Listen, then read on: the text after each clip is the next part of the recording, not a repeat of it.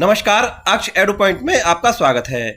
इस वीडियो में हम हिंदी के कुछ महत्वपूर्ण प्रश्न लेकर आए हैं जो आपके यूपी टेट परीक्षा के लिए बेहद महत्वपूर्ण हैं। इससे पहले हमने यूपी टेट के लिए बहुत सारे वीडियो अपने चैनल पर अपलोड कर दिए हैं जिन्हें आप हमारे चैनल पर विजिट करके देख सकते हैं। आज की वीडियो शुरू करने से पहले आप सभी से मेरा निवेदन है कि आप हमारे वीडियो को लाइक कर दें और चैनल को सब्सक्राइब कर दें। आपके वीडियो लाइक करने से हमें मोटिवेशन मिलता है और यह वीडियो उन लोगों तक पहुंच जाएगा जिन्हें इसकी जरूरत है। चलो शुरू करते हैं। आज की क्लास का पहला प्रश्न है, किस तिथि को हिंदी को राजभाषा बनाने का निर्णय लिया गया? तो देखिए चारों ऑप्शन आप देख लीजिए। तो इसमें आपका जो तीसरा वाला ऑप्शन है, यहाँ पर 14 लिखा हुआ है, इसको आप समझिए गए, ठीक है, इस तरह से ये। तो ये आपका ये वाला ऑप्शन सही होगा। 14 सितंबर 1949 को हिंदी को राजभाषा बनाने का निर्णय लिया गया। नेक्स्ट, निम्न में से कौन सा घोष वर्ण है? अब देखिए चारों ऑप्शन देख लीजिए आप।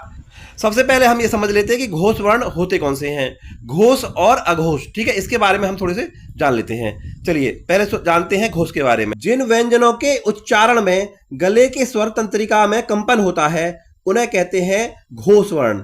घोष या सघोष एक ही बात होती है, घोष लिखा हो या सघोष लिखा हो एक ही चीज होती है।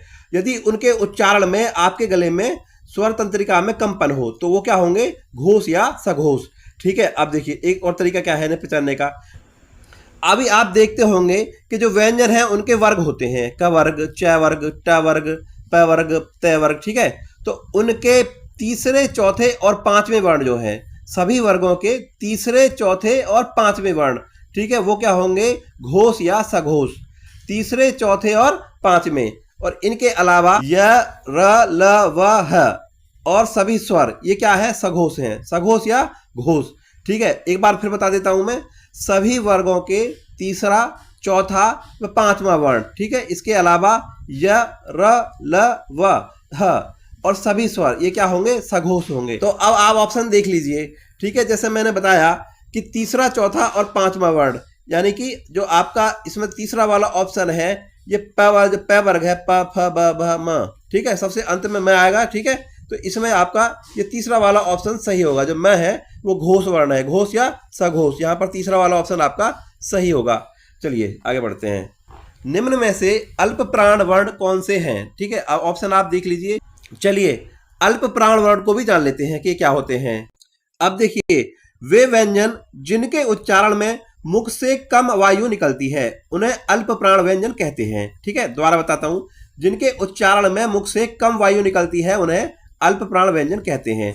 अब एक तरीका हो गया। दूसरा तरीका क्या है, प्रत्येक वर्ग का पहला, तीसरा और पांचवा वर्ण और अंतस्थ व्यंजन, ठीक है। अंतस्थ व्यंजन कौन से होते हैं, य, र, ल, व, इनको बोलते हैं अंतस्थ व्यंजन, ठीक है। य, र, ल, व इनको क्या बोलते हैं, अंतस्थ व्यंजन, ठीक है। इनके साथ साथ कौन से, प्रत्येक वर्ग का पहला, तीसरा और पांचवा वर्ण, जैसे क है, ठीक। क्या वर्ग में पहला कौन सा हो, क, ठीक है। दूसरे ख को छोड़ दो, गा। तीसरा कौन सा हो, ग, ठीक है। और उसके बाद अणा, ठीक है। ये हो गया आपके, यानी क, ग और अणा, ये क्या होंगे, अल्प प्राण होंगे, ठीक है। इसी तरह से हर एक वर्ग का पहला, तीसरा और पांचवा वर्ण और इसके साथ साथ अंतस्थ व्यंजन। अंतस्थ व्यंजन का मतलब य, र, ल, व, ठीक है। ये सभी क्या है, अल्प प्राण वर्ण है, ठीक है। अब मुझे लग रहा है आप समझ गए होंगे। तो इसमें आप देखिए जो आपका दूसरा ऑप्शन है क, ग, ठीक है, ये क्या है, पहला और तीसरा वर्ण है पहले ही वर्ग का, ठीक है। क वर्ग का पहला और तीसरा वर्ण है। तो यहां पर आपका ये वाला ऑप्शन सही होगा, दूसरा वाला, ठीक है। ये अगला प्रश्न है, संविधान के अनुच्छेद 351 में किस विषय का वर्णन है? अब आप ऑप्शन पढ़ लीजिए, मैं सीधे सीधे आपको उत्तर बताऊंगा। तो इसमें आपका जो चौथा वाला ऑप्शन है, हिंदी के विकास के निर्देश, ठीक है। ये अनुच्छेद 351 में हिंदी के विकास के निर्देश का वर्णन है। ये इस तरह से भी पूछा जा सकता है कि हिंदी के विकास के लिए निर्देश किस अनुच्छेद में दिए गए हैं या किस अनुच्छेद में इसका वर्णन है। अगर उल्टा करके पूछ ले तो उसमें उस समय आपको अनुच्छेद 351 पर टिक करना पड़ेगा, ठीक है। लेकिन यहां पर आपका ऑप्शन चौथा यानी ऑप्शन घ सही होगा। नेक्स्ट, निम्न में से कंठ्य ध्वनियां कौन सी हैं? कंठ्य ध्वनियां कौन सी होती हैं? कंठ्य ध्वनियां वे होती हैं जिनके उच्चारण में गले का इस्तेमाल होता है, ठीक है। गले से, जिसको गले से निकलती है, कंठ से निकलती हैं, जिनके उच्चारण कंठ से निकलता है उन्हें बोलते हैं कंठ्य ध्वनियां, ठीक है। वो कौन कौन सी हैं? तो मैं आपको सीधा सीधा बता देता हूं। जो क वर्ग है वो क, ख, ग, घ, ण, ये क्या है, ये कंठ्य है, ठीक है। जो पहला वाला वर्ग है क वर्ग, वो सभी ध्वनियां कौन सी हैं? कंठ है, ये आपको याद रखना है। तालव्य, मूर्धन्य, इनके बारे में आपको बाद में बताऊंगा, ठीक है। यहाँ पर सिर्फ आप कंठे समझिए। तो पहला वर्ग है क वर्ग, उसके सभी जो वर्ण है वो कंठे हैं, ठीक है। कंठे क्यों बोलते हैं? क्योंकि इनका उच्चारण गले से निकलता है, कंठ से निकलता है। यहाँ पर पहला वाला ऑप्शन सही होगा। नेक्स्ट, निम्न में से नासिक्य व्यंजन कौन सा है? अब नासिक्य व्यंजन कौन सा होता है? तो जिसकी आवाज नाक से निकलती है, ठीक है, उसे बोलते हैं नासिक्य। तो इसमें जो दूसरा वाला ऑप्शन है अना, ठीक है, ये होगा आपका नासिक्य व्यंजन। यहां पर ख ऑप्शन आपका सही होगा। नेक्स्ट, स्थान के आधार पर बताइए कि मूर्धन्य व्यंजन कौन सी है, ठीक है। अब मूर्धन्य व्यंजन समझिए कौन। देखिए जो ट वर्ग है, ट ठ ड ढ अण, ठीक है, ये वाले जो होंगे, जो ट वर्ग के वर्ण है वो सभी मूर्धन्य व्यंजन होते हैं। एक और क्या पहचान होती है इसकी? इसका जब आप उच्चारण करेंगे तो आपकी जीभ आपके तालू से टकराएगी, आपकी जीभ आपके तालू से टकराएगी इनके उच्चारण करने में। उन्हें क्या बोलते हैं? मूर्धन्य व्यंजन। जैसे ट वर्ग का आप उच्चारण करके देख लीजिए, ट ठ ड ढ अण, ठीक है, ये क्या होंगे सभी? इसमें आपकी जो जीवा है वो आपके तालू से टकरा रही है। तो यहां पर आपका तीसरा वाला ऑप्शन सही होगा, ड और ढ, ठीक है, ये वाला। आगे बढ़ो। हिंदी वर्णमाला में आयोगवाह वर्ण कौन से हैं? अब देखिए, आप जानते हैं कि स्वर होते हैं 13, ठीक है, तो लेकिन वो 13 नहीं होते हैं। उनमें जो दो वर्ण होते हैं आखिरी वाले, अंग और अह, ठीक है, ये क्या होते हैं? आयोगवाह। इनको ना तो स्वर में माना जाता है और ना ही व्यंजन में। तो सीधे सीधे अगर देखे जाए तो स्वर हुए 11। अगर उनके साथ इन दो आयोगवाह को भी मिला दिया जाए, अंग और अह को, तो जब होते हैं वो 13। तो इसमें अयोगवाह होंगे अंग और अह, जो कि चौथे ऑप्शन में दिए हुए हैं। तो यहां पर आपका चौथा वाला ऑप्शन सही होगा। नेक्स्ट, निम्न में से किस शब्द में द्वित्व व्यंजन है? अब देखिए द्वित्व व्यंजन कैसे? अगर कोई व्यंजन लगातार 2 बार आ जाए, किसी शब्द में लगातार 2 बार आ जाए तो उसे द्वित्व व्यंजन बोलते हैं। अब आप देखो, इसमें जो देखो तीसरा वाला ऑप्शन है दिल्ली, इसमें जो ल वर्ण है वो 2 बार आ रखा है, ठीक है, एक बार आधा एक बार पूरा। तो इसमें क्या हुआ? ये द्वित्व व्यंजन हो गया। तो यहां पर आपका तीसरा वाला ऑप्शन सही होगा, ग, ठीक है। नेक्स्ट, ए और आई वर्ण क्या कहलाता है? अब देखो ए और आई वर्ण क्या कहलाता है? तो इसमें आप इन्होंने उच्चारण के हिसाब से पूछा है, नासिक्य, मूर्धन्य, ओष्ठ, ठीक है, कंठ, तालव्य। तो ये है कंठ और तालव्य। इसमें तालु का इस्तेमाल भी होता है और कंठ का भी, ठीक है, दोनों का इस्तेमाल होता है, तालु का और कंठ का। तो यहाँ पर चौथा वाला ऑप्शन आपका सही होगा। आप उच्चारण करके देख लीजिए तो आपके गले से भी आवाज आएगी और आपसे तालु से भी वायु टकराएगी, ठीक है। तो ये हो गया तालव्य और कंठ। तालव्य कौन से होते हैं? जिनके उच्चारण में तालु से वायु टकराए तो उन्हें बोलते हैं तालव्य, ठीक है। कंठ कौन से होते हैं? जिनका उच्चारण गले से किया जाता है उन्हें बोलते हैं कंठ। तो ए और आई में दोनों तरह से आवाज आती है, कंठ से भी और तालु वाली भी, ठीक है। तो ये हुआ आपका चौथा वाला ऑप्शन सही होगा। नेक्स्ट, स ह कौन से व्यंजन कहलाते हैं? कहलाते हैं 2 बार लिख रहा है, एक ही बार देखना, टाइपिंग में मिस्टेक हो जाती है। तो आप ऑप्शन देख लीजिए और बताइए। तो ये होंगे, इसमें ऑप्शन ग सही होगा, संघर्षी, ठीक है, संघर्षी होंगे। अब हम थोड़ा सा संघर्षी के बारे में जान लेते हैं। स तीनों से जो होती है, बड़ी, छोटी और बीच वाली, और उसके साथ है, ठीक है, ये संघर्षी व्यंजन या ऊष्म व्यंजन कहलाते हैं, क्योंकि इनके उच्चारण में वायु मुख के एक संकरे मार्ग से संघर्ष करती हुई या रगड़ खाती हुई बाहर निकलती है, जिससे गर्मी उत्पन्न होती है, इसलिए इन्हें संघर्षी व्यंजन या ऊष्म व्यंजन कहते हैं। तो यहां पर हमारा तीसरा वाला ऑप्शन सही होगा, संघर्षी। आगे बढ़ते हैं। निम्नांकित में से बताइए कि नवीन विकसित ध्वनियां कौन सी हैं, ठीक है। अब आप देख लीजिए, इसमें जो तीसरा वाला ऑप्शन है आई और औ, ठीक है, ये आपकी नवीन विकसित ध्वनियां हैं। आई और औ ध्वनियां हिंदी में बाद में विकसित हुई हैं और संस्कृत से प्रभावित हैं, ठीक है। तो यहां पर तीसरा वाला आपका ऑप्शन सही होगा। नेक्स्ट, अब आप देख लीजिए, इसमें 4 वर्ण दिए हुए हैं, क ग ज फ। ध्वनियां किसकी हैं, ठीक है, कहां से आई हैं उन्होंने पूछा है।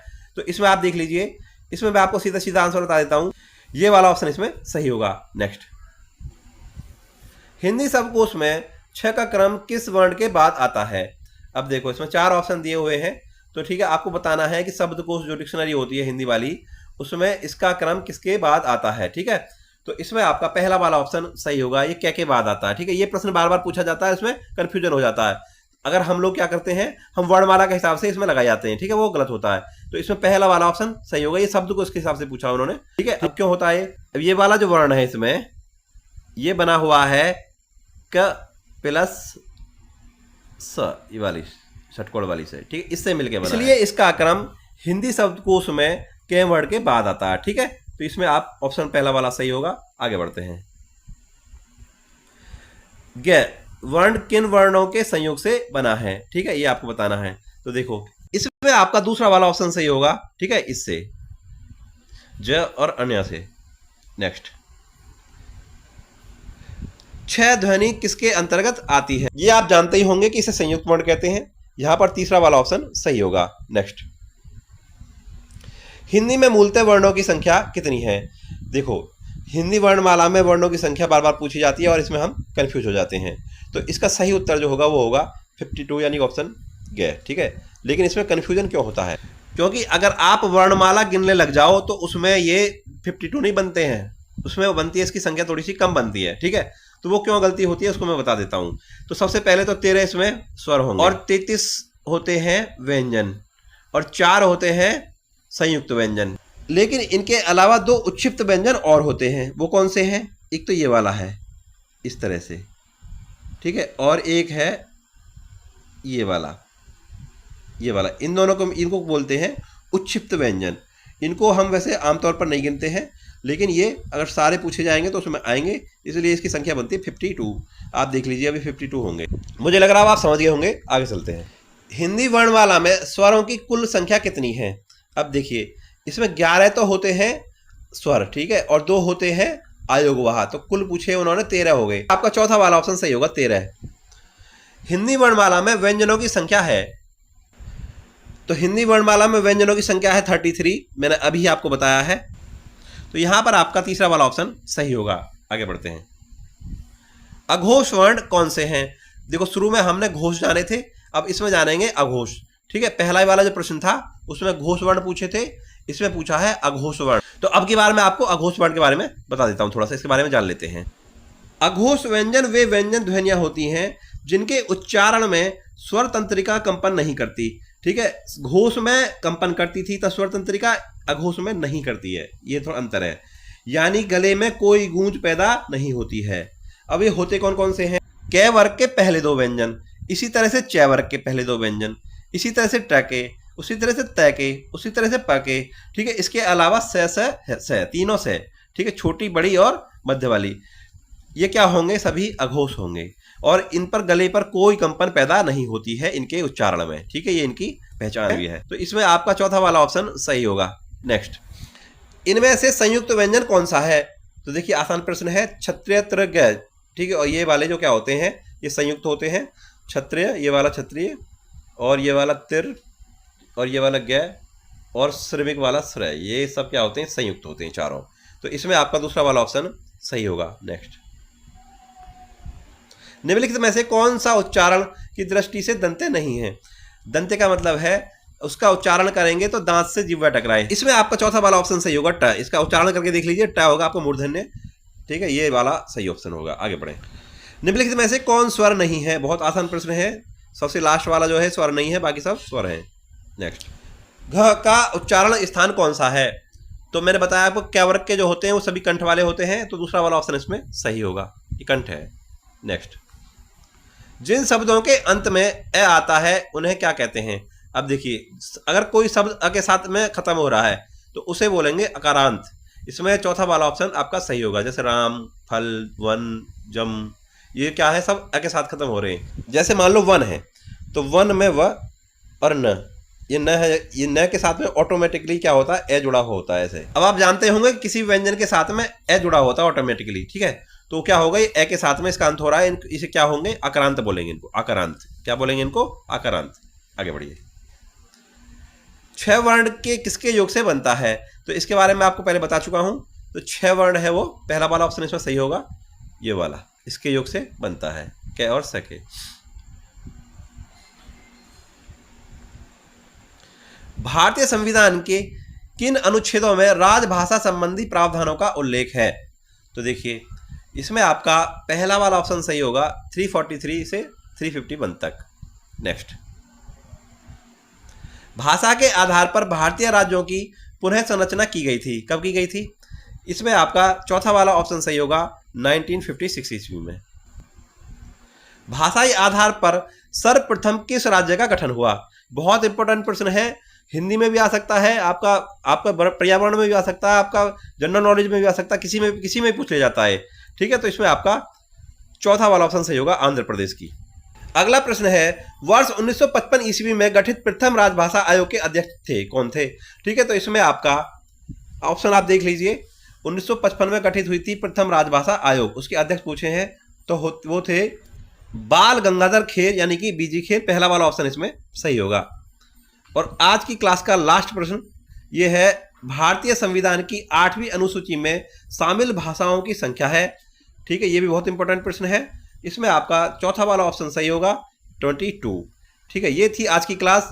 तो क्लास आपको कैसी लगी इसके बारे में आप हमें कमेंट बॉक्स में जरूर बताएं।